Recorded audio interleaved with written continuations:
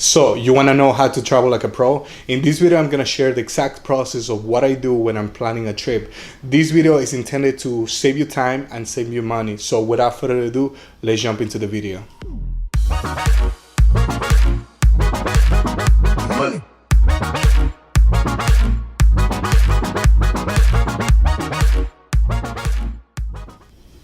Hey, what is going on, YouTube family, and welcome back to a new video. My name is Antonio Llanos, and for the ones that don't know me, I do a lot of videos about traveling, tips, things to do around the world, and many content related to traveling. So if that's something that you like, make sure to subscribe to my YouTube channel.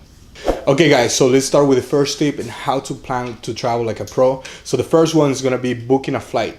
I'm going to share a website that I always use when I'm traveling, and this one is going to be called justfly.com. Why do I like this website? Is because it connects all the airlines. It shows you the prices of Spirit Airlines, American Airlines, basically all the airlines, and it's gonna save you some time, and it's gonna show you the price from the cheapest to the highest. And why do I like this website compared to many other websites that offer the same service? Is because this website, when you're gonna book a flight with them, they're gonna give you a discounted price, and sometimes they're gonna reduce the cost. So if the airline is gonna cost you $1,000, so just because you're gonna book a flight with them, you're gonna get the same ticket that you could have gotten in a different website for $1,000. You can get it for like $9,085. So they're gonna discount like $15 for your flight. So that by itself is gonna save you an extra $15 in your trip. And this is gonna bring me to my second tip. So whenever you're gonna be booking the flight, the second tip that I can recommend you is make sure to verify which credit card are you gonna use to purchase this ticket. Personally, I don't use debit cards. I don't use cash. I only use credit cards. Why do I use credit card? Is because it's gonna give me rewards point. And the best thing about some credit cards is that they're gonna give you some insurance for anything that you're gonna buy with the credit card. So if you're gonna buy a flight with a credit card, some of those credit cards are gonna offer you insurances in terms if you lose the flight or if you lose the luggage. So they're gonna cover you up to a certain amount of money. And if you, in any case, you're gonna go to a different country and you decide to rent a vehicle, some of the companies actually are gonna cover the insurance with you. So that's gonna save you some money whenever you're gonna be traveling to a different country, or if you're planning a trip in the United States, make sure to use those tips because it's gonna save you some money. And personally speaking, the best credit card that you can use is gonna be this one, which is gonna be the Chase Sapphire.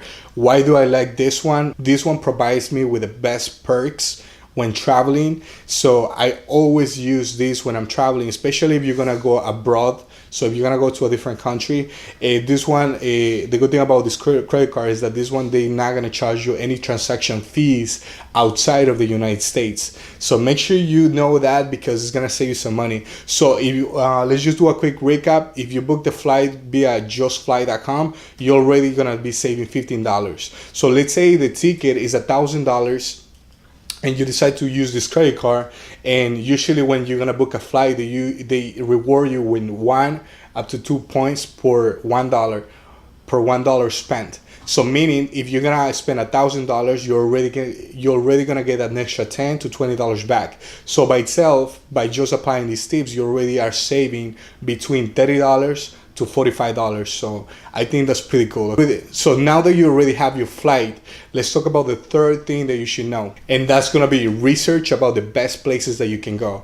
And the best 3 websites that you can use is gonna be youtube.com, it's gonna be a tripadvisor.com, and it's gonna be Google Maps. So why do I share these 3 websites? First of all, let's talk about YouTube. So you're gonna type the keyword of the country that you're gonna go. Let's say you're gonna go to Thailand, and then you're gonna type best things to do in Thailand. And that's pretty much just gonna give you a list of the things that you can do. If you wanna dig a little bit deeper, you can go to tripadvisor.com and you can see the list of travelers that decided to take their time to write reviews about a specific location that you're gonna go. So I think the TripAdvisor is really helpful. But if you really wanna know, if you wanna even go further, definitely start using google.com/maps, because it's gonna show you the exact locations of the places that you can go. So you're gonna type best things to do in Thailand, and Google is gonna show you the spots that you can start doing some research on. Okay, so make sure you do that. So now that you have a list of the best places that you can go, now let's go to the fourth tip that you can start implementing today. So if you're gonna be planning a trip to any location, make sure you do this because it's gonna save you some time. So now let's talk about where to stay. And usually the websites that I use for this is gonna be tripadvisor.com and google.com, because you can just type the word what is the best location to stay in Thailand, or what is the best place, or what is the best zone to stay in Thailand. And usually they're gonna give you some lists depending on what are you looking for. So if you're looking for the nightlife, if you're looking for touristic locations, what I prefer to do is that once I do the research in tripadvisor.com, I put a list of the places that they mention in the comments, on the reviews, and then what I do is that I try to match with the best things to do in that specific country. Why do I say that? Because I want to stay the closest to those best things to do in that specific country. So that's gonna save you some time. So now that you know where to stay, this is gonna go in the same category. So which platform should you use to start booking your hotels, motels, hostels, or in case that you decide to do Airbnb?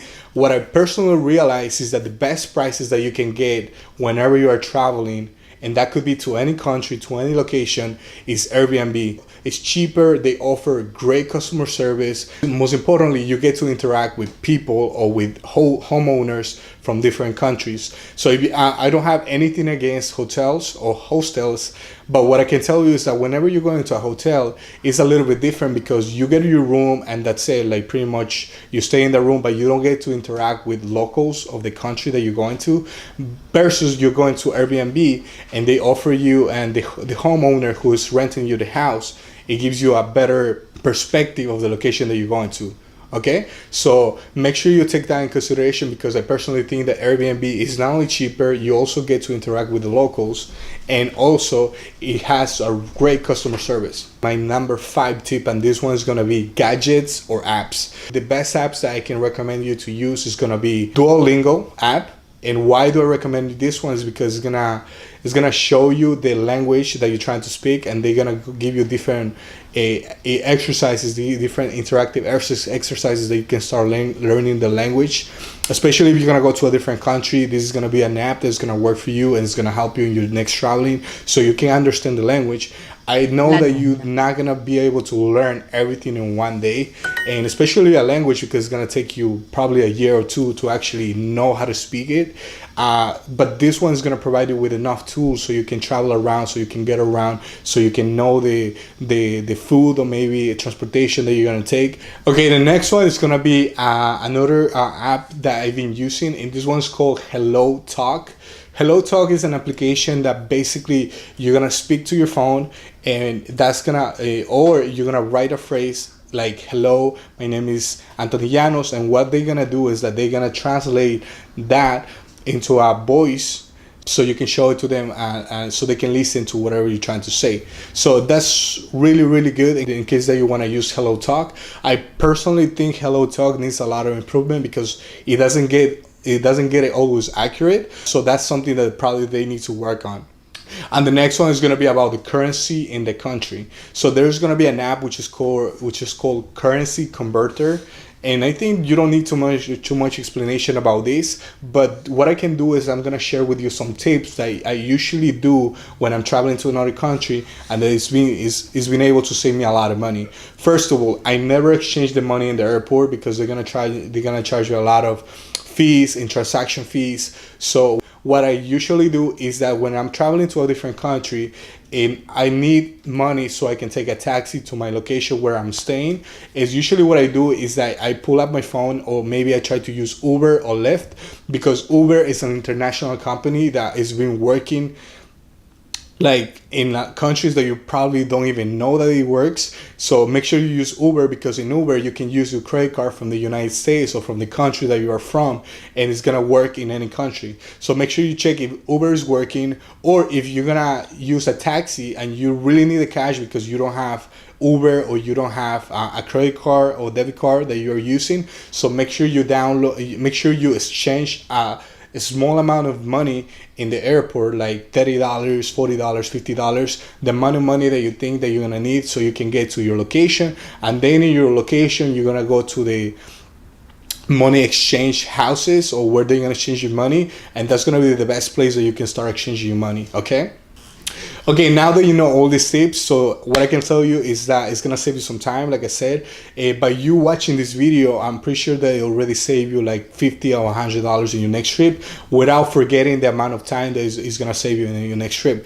And I just want to say thank you for watching, and don't forget to subscribe to this channel and also like the video. If you found any of these tips helpful whatsoever, make sure to subscribe one more time, and I'll talk to you later. Okay, peace, take care.